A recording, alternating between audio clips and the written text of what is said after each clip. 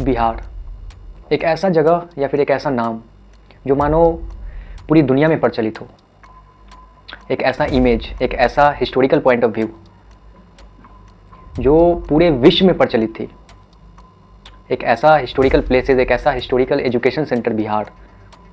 वहाँ पे आज एक ऐसे खबर मानो या फिर मानो ऐसी एक घटना सामने निकल के आ रही है जिसके बारे में बात करने में भी मुझे एक शर्म सा फील हो रहा है, क्योंकि मैं भी बिहार से ही हूँ और आज ये सब बात करते हुए मुझे बेहद शर्म हो रही है। बिहार मानो एक ऐसा जगह, एक ऐसा चीज़ें, ऐसे ऐसे हिस्टोरिकल चीज़ें, मैंने बताया आपको पहले भी कि बिहार जैसे नालंदा विश्वविद्यालय जैसी चीज़ें बिहार में एग्जिस्ट करती है और एग्जिस्ट करती थी, जहाँ पे पूरे दुनिया के लोग वहाँ पे पढ़ाई करने के लिए आया करते थे, ज्ञानों का भंडार हासिल करने के लिए आया करते थे। भगवान बुद्ध जैसे लोग जिन्होंने यहाँ आके ज्ञान पाया, उस बिहार में आज एक ऐसा दुष्कर्म सामने आया है, बिहार के पटना में, जो सुनने के बाद आपकी रूह कांप उठेगी।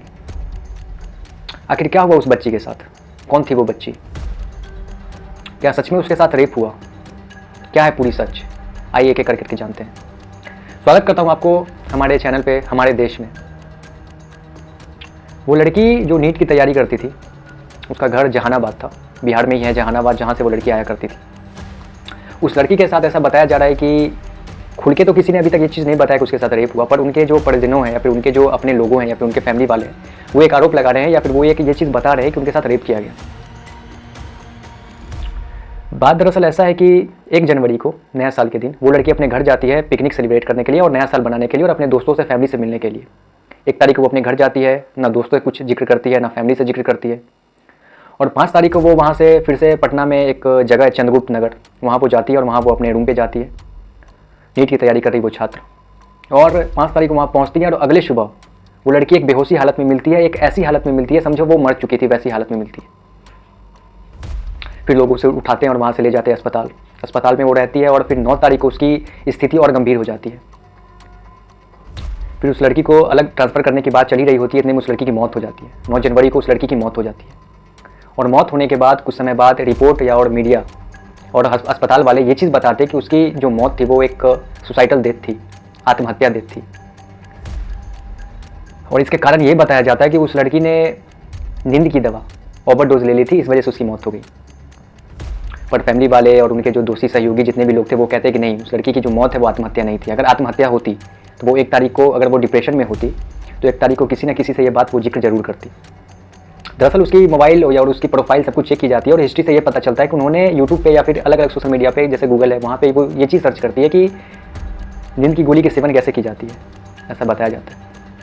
फिर इसके बाद रिपोर्ट आती है, पुलिस की रिपोर्ट ये आती है, वहाँ के जो एसएसपी हैं उन्होंने ये कहते हैं वो कि उस लड़की की जो मौत है वो एक सुसाइड मौत है। और उसके जो यूरिन सैंपल मिली है और उसकी जो पोस्टमार्टम रिपोर्ट मिली है, उनकी जो पोस्टमार्टम रिपोर्ट मिली है और उनकी जो यूरिन सैंपल मिली है, उसमें ये चीज़ पता चला है कि वो जो नींद की गोली होती है उसकी ओवरडोज ले ली थी, जिनकी वजह से उनकी मौत हो गई।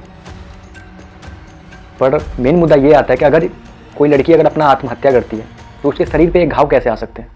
उसके शरीर पे एक ऐसे घाव जो मानो, उसके शरीर पे बहुत सारे ऐसे घाव जो मानो किसी ने उनके साथ हाथाजोकी किया था। इन सबको देखते हुए लोगों का ये आरोप लगाया जा रहा है कि उनके साथ रेप हुआ था। अभी तक उनकी फैमिली जो है वो ये बयान तक आई है कि जो पुलिसकर्मी है या फिर जो हॉस्पिटल के डॉक्टर हैं वो ये सब चीज़ को दबाना चाह रहे हैं और खुल के सब कुछ बात सामने नहीं ला जा रहे हैं। तो इन सब चीज़ के बाद मेन मुद्दा ये आ जाता है कि क्या सच में उस लड़की के साथ ऐसा कुछ हुआ है? वो नीट की तैयारी कर रही छात्र के साथ सच में कुछ ऐसा हुआ या नहीं हुआ, ये पुलिस सामने आकर नहीं बता रही है, ना ही पोस्टमार्टम रिपोर्ट से ये चीज़ पता चल पा रहा है कि उसके साथ सच में क्या हुआ। पर जैसा कि अभी जो लोगों का प्रोटेस्ट चल रहा है, पुलिस ने वहाँ पे लाठीचार्ज भी बहुत सारी करी, भीड़ हटाने की कोशिश करी और ये बात दबाने की कोशिश की जा रही है कि उस लड़की के साथ कोई दुष्कर्म नहीं हुआ है, उसकी जो डेथ थी वो एक सुसाइडल डेथ थी सिर्फ। पर अगर सुसाइडल डेथ थी तो उसके बॉडी पर जो रेसेस थे, उसके बॉडी पर जो वो घाव थे वो कहाँ से आते हैं? ऐसे बहुत सारे सवाल इस चीज़ में आ जाती है, खड़ी हो जाती है, जिसको पुलिस इस चीज़ को, इसका जवाब देने में असमर्थ है। अभी तक इसके बाद कोई अपडेट नहीं आई है, ना किसी की बयान आई है, ना कोई नेता सामने आ रहे हैं, ना हॉस्पिटल के ओनर्स कुछ कह रहे हैं, ना हॉस्पिटल के डॉक्टर कुछ कह रहे हैं, ना पुलिसकर्मी कुछ कह रहे हैं इसके बाद। तो हम देखते हैं कि आगे क्या करती है हमारी सरकार, क्या करती है हमारी पुलिस, या फिर क्या लोगों की गुहार जो है वो क्या एक सही रूप ले पाती है या फिर सही डिसीजन तक पहुँच पाती है, नहीं पहुँच पाती है। इस चीज़ के बारे में हम बात करेंगे आगे। अभी जो भी अपडेट आता है वो मैं आपके साथ साझा करूँगा, तो फिर जुड़े रहिए हमारे साथ, हमारे देश में। जय हिंद दोस्तों, जय भारत।